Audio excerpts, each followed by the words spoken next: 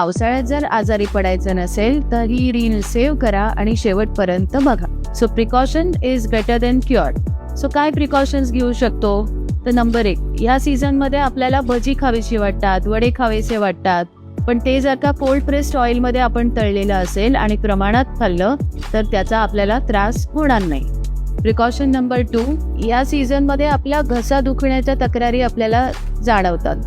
जरा सुद्धा घसा दुखायला लागला तर सी सॉल्टनी जर का गुळण्या केल्या तर आपल्याला घशाचं आरोग्य सांभाळायला मदत होते.